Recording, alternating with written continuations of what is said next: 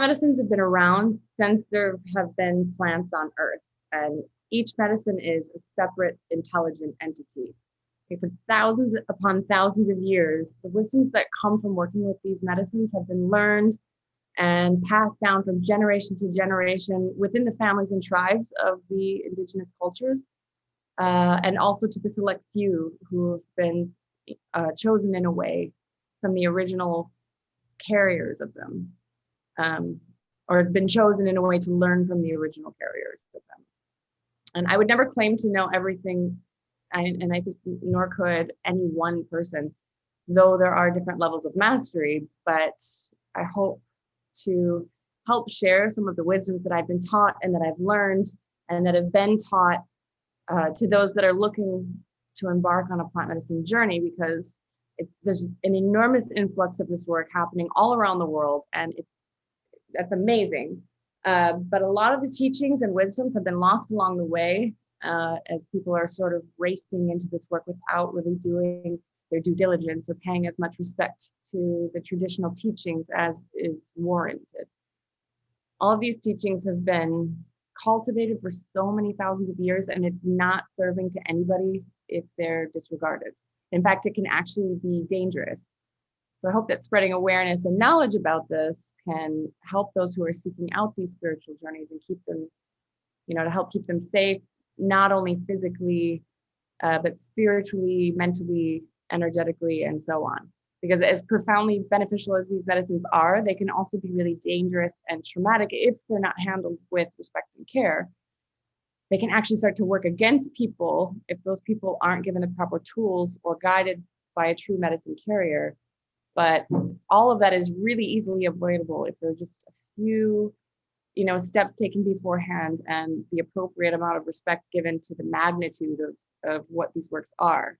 So with that said, doing a little homework and preparation is massively important and is crucial to finding a safe path to the benefits and healing that these miraculous plants can facilitate. Really interesting point, because I've been sort of meditating a bit on that as well, thinking about the kind of there's more articles in the mainstream media, there's more kind of awareness, and it seems like it could it's not going to happen overnight. There's not going to be a legalization overnight, but if these things start to become like think about Brazilian jiu-jitsu, right? It starts off with one family in Brazil, and in about 10-15 years it becomes from after they start the UFC. And that guy started choking people out, and then it's like a worldwide thing now. So there's like Brazilian jiu-jitsu. Then it becomes like jiu-jitsu size, then it becomes sort of diluted and becomes like, yeah, it's an exercise, and we're going to teach you these moves that people have spent so many years mastering. It's almost like going to a week-long martial arts retreat and then coming back and teaching martial arts and opening a martial arts school. There's a tradition and a practice and a certain way that this information, this knowledge, this wisdom is integrated, and so using that sort of analogy, that's almost like it's like claiming to learn martial arts from somebody who has done 2 or 3 weeks at a camp somewhere, and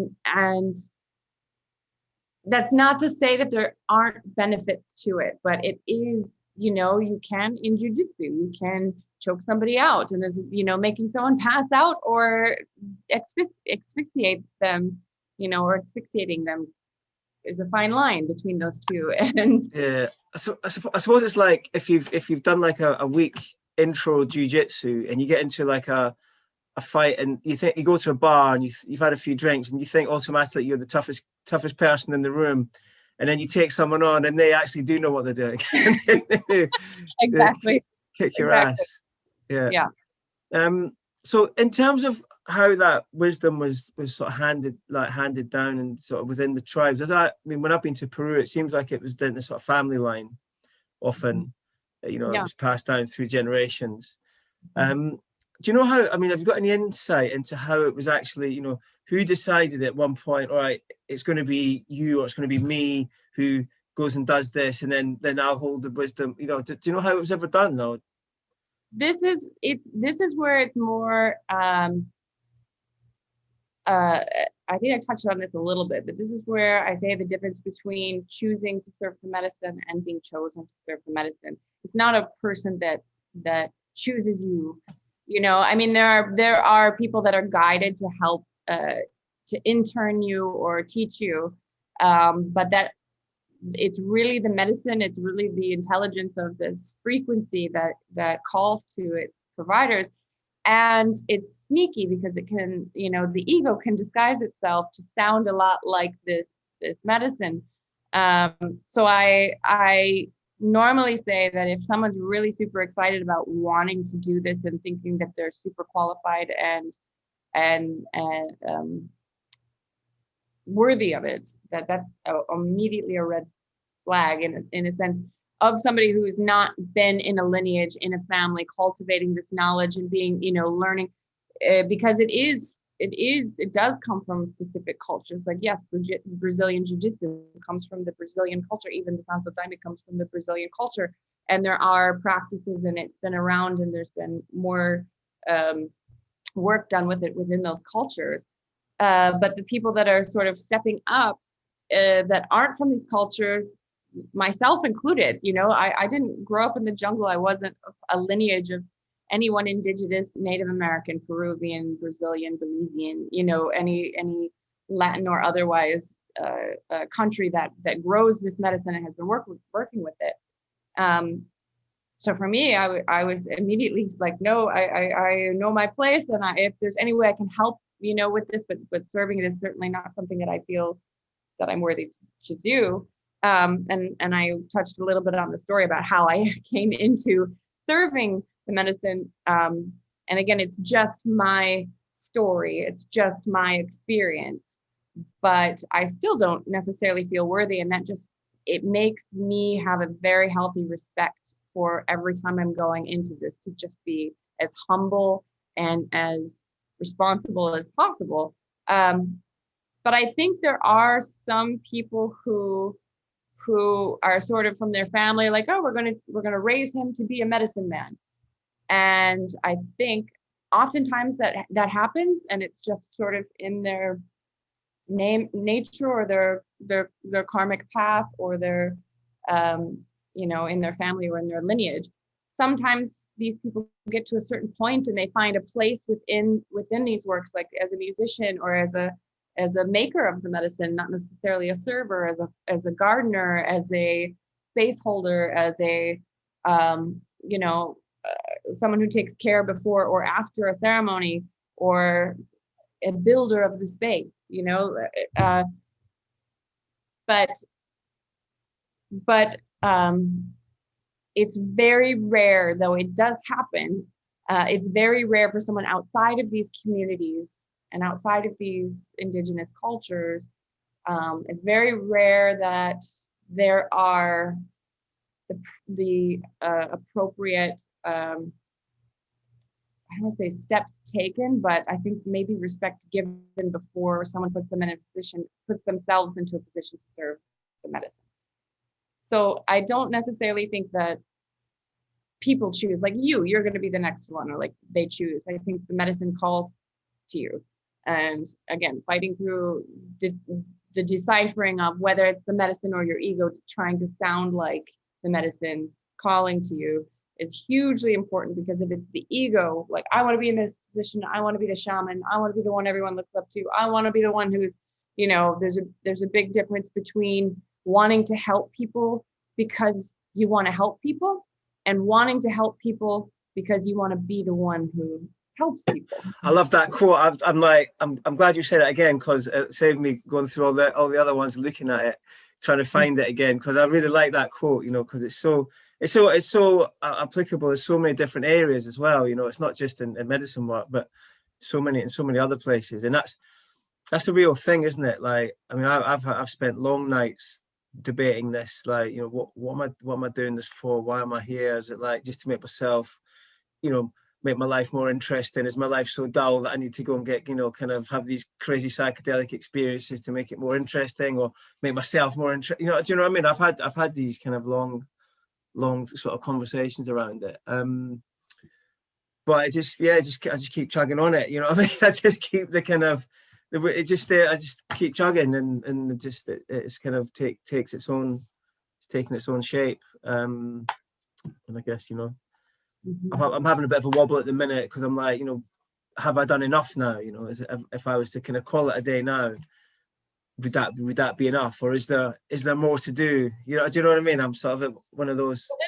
This is sort of the hamster wheel, because there's always more that you can do. There's always more to learn. But I think a primary goal of why you do it is to find a way to live happily, right? To be enjoyed, to live contently and happily. And so to constantly chase that with this medicine, or to realize that you have the tools to appreciate what you have in your life and to be able to live your life happily without chasing anything else. That's really the goal, you know? So it's not about how much you've done. I mean, some people have done one and they used it to their full benefit and they don't feel called, and some people have done hundreds and they're still going, and there's no right or wrong way, because it calls to each person and each individual differently. But there's not an amount that, you know, like to focus on how much has been done really isn't beneficial. There are medicine men in the jungle that serve this medicine masterfully, that have maybe drank it 20 times in their life, and they're, you know, in their 60s and 70s. And my own personal experience has been, you know, plus or minus 500 with just ayahuasca alone. And I don't claim to have more knowledge or experience than they do. I don't know what knowledge and wisdom that they've been given. I don't know how, you know, what's been passed on energetically or karmically, or just in teachings that they've been around. How there's no way you know, there's no set of guidelines to say if somebody's a teacher or not. However, more often than not, it's the people that are in these indigenous tribes that have this as a part of their way of life and their way of being, that are the facilitators and the carriers of this work. So someone coming from the outside with a different set of foundation, a different set of, knowledge base and energetic tendencies, there's a bit more practice, I would think. It's not something that just comes natural. It's, you know, teaching somebody who's 50 to use chopsticks that's never used chopsticks before, versus somebody who's been using chopsticks since they were 2 years old. It's, you know, it's a different game. Yeah, sure. I suppose in something like jiu-jitsu, you've got your belts that say, you know, that gives you your, you know, exactly where you are on the path at a given point. I suppose in jiu-jitsu, you have to, you know, certainly if you're going to have a black belt from someone, they need to have got it from someone who got it from someone who got it from someone, that gives you the lineage back to the people who, you know, kind of brought it to the world. I think that's how it works. I think.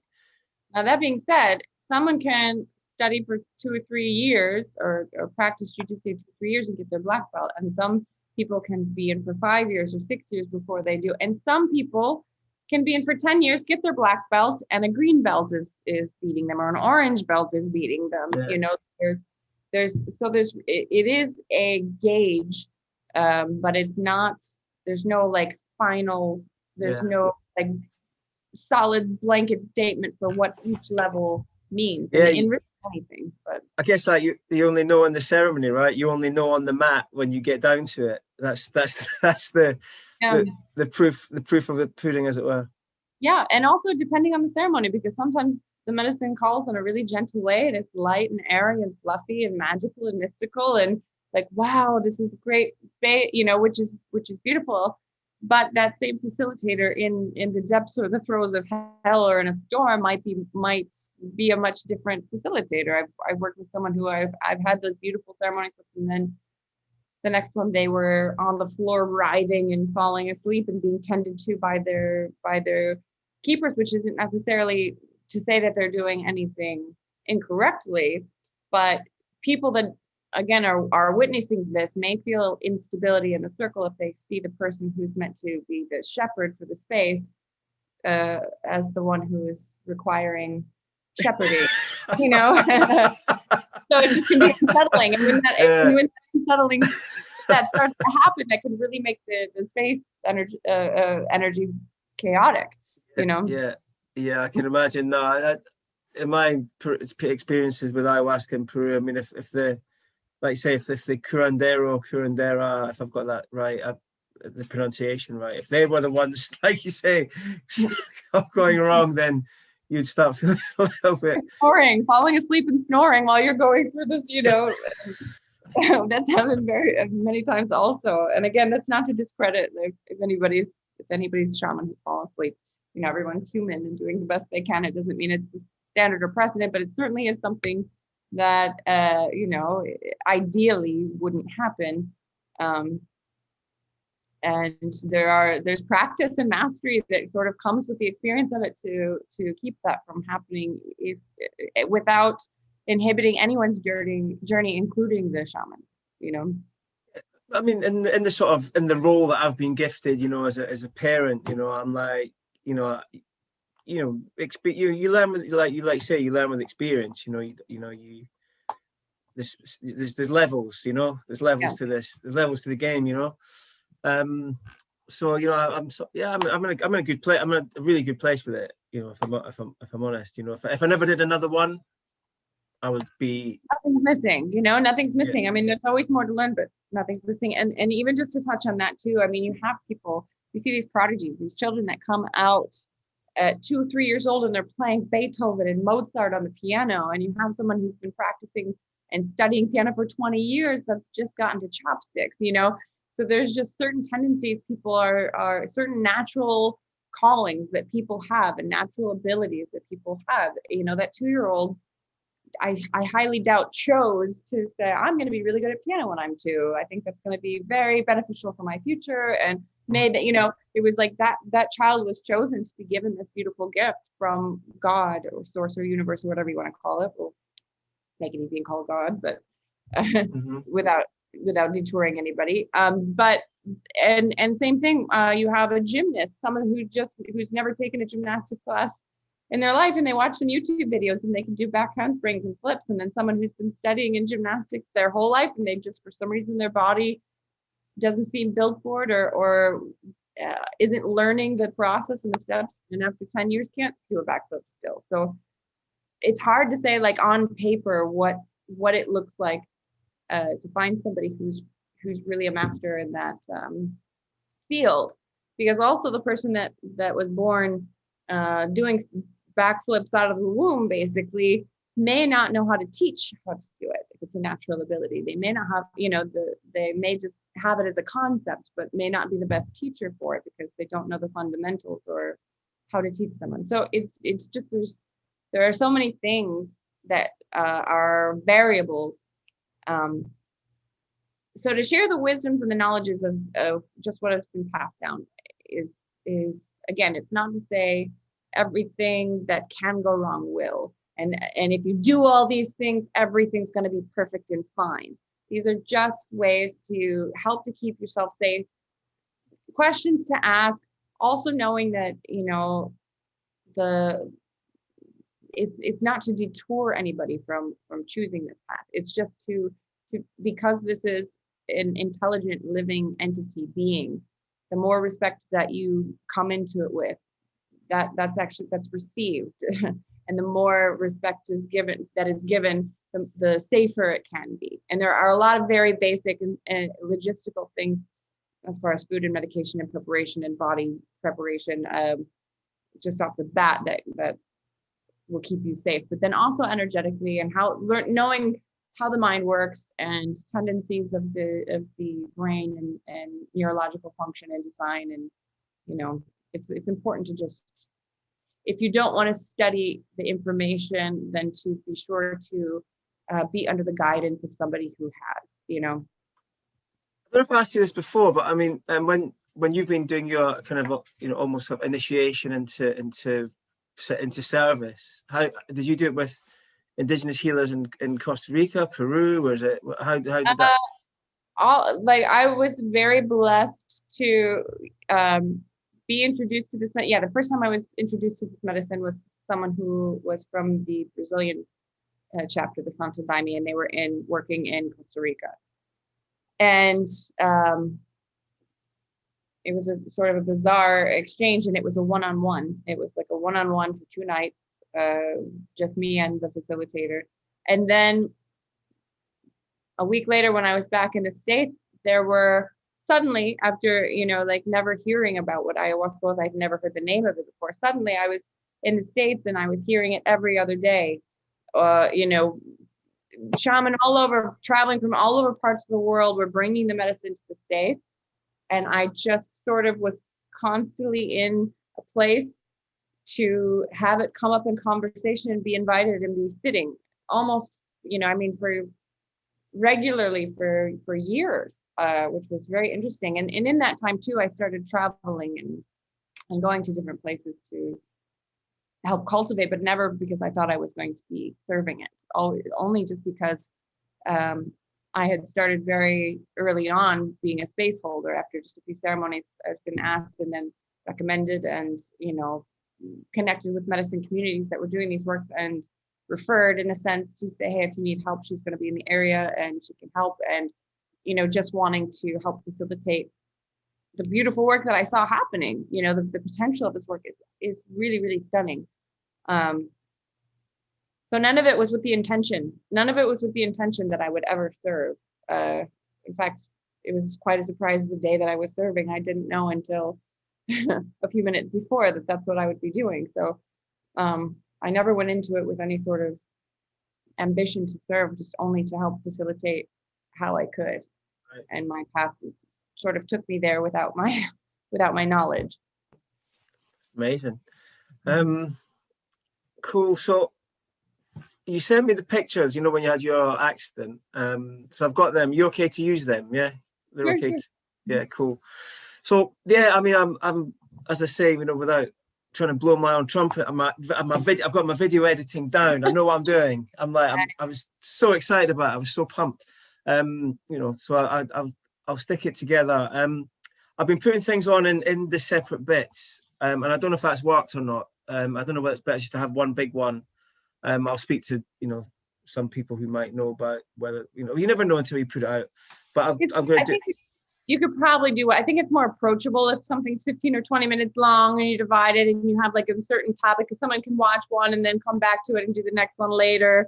Or if they're interested, go through it. Or if they want to watch the whole thing in one, then they can, I think it's good to have the option, but probably I would be more approachable to break it up a little bit and then that's what I figured. So yeah, I'm sort of, I'm there. I'm finally there. It took me a bit longer than I thought with lockdown, with triple lockdown. Yeah. Last one just finished. Kids were always around. That's my excuse anyway. It's like, but it took its time. Took its time to evolve. That's how it works. And then it is to come to things with fresh eyes. Sometimes it's not always. And then I spoke to someone recently who was like someone from Netherlands, and they're putting together like a best practice protocols type, almost like kind of international standards. Was it a female? Was it a female? Yeah. I spoke to her also, I think. I can't remember her name, but it was a few months ago. I spoke to her. She was connected with the Psychedelics Association that was happening in Florida. And from the Netherlands, putting together a safety protocol. And I've been meaning to call her back. If you happen to speak to her again, please apologize and tell her that I would speak to her again. And I will actually, that reminds me to. It might be the different, but I thought of you when I spoke to her, because I know that's something that you were like looking to develop, and in the absence of a kind of international whatever, or maybe there is, but maybe it's not so well known yet. Maybe there is an international federation of, not a public one. Yeah. I mean, it's really, everything is underground, but even then, I don't think that there's really any of this stuff is covered. And the thing is, it's finding that balance, because I don't necessarily want to say, well, if you watch these videos, you're prepared, and like, here's a way to not have to, so if your shaman or a person that calls himself a shaman doesn't do the appropriate precautions and guidelines, just watch this video and you'll be fine. But the thing is that people are sort of going out regardless. So if they're going to be going out regardless, or at least to give them somewhere to look, to either detour them from rushing into the first circle that they hear about without doing any sort of investigation or due diligence on it. But also so that if they find themselves in a situation where they thought they had done all this work and they trusted who they were sitting with, and then something is happening in the ceremony, that at least there's something somewhere up there that has given them a little guidance to maneuver that situation and to not have it be a trauma, you know. For sure, for sure. I'm glad you told me about the potential for extended reactivations, because I was like, Christ, 16 days sounds bleak, man. Because it was like there's someone in my group who had it for a few days, maybe a week, but I didn't know that it could go for that long. But you've totally put my mind at rest on that. It's all normal. It's all within the realms of experience. Cool, awesome. Well, I'll let you get back to the sun. I'm looking at it like I just want to reach out and like grab it, you know, and like there's plenty. We have plenty to spare here.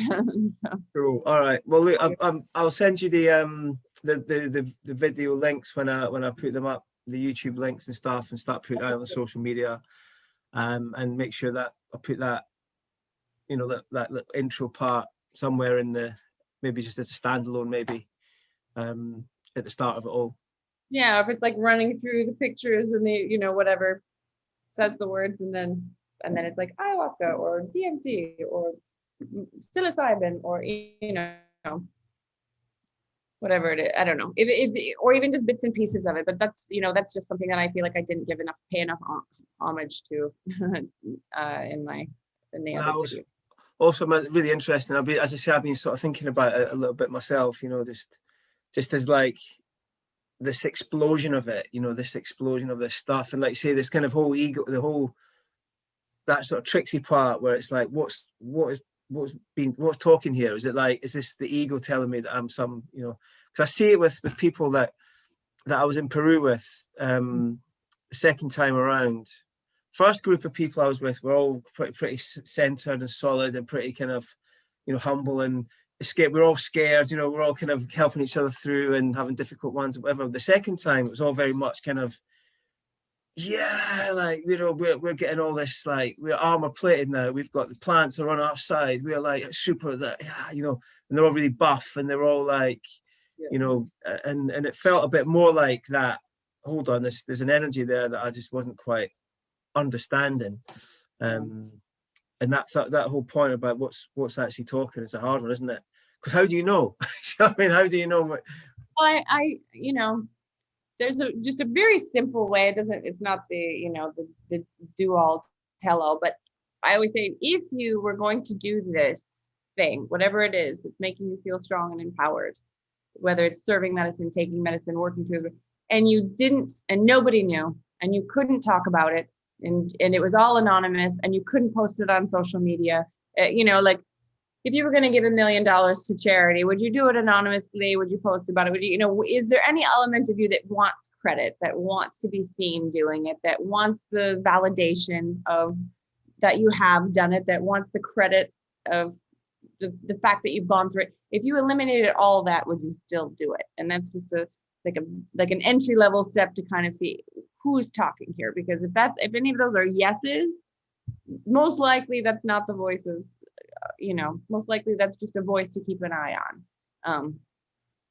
Because again, I think I've said this too, but on the path of self-empowerment and the path of self-love, which is really sort of the foundation of all of this, not because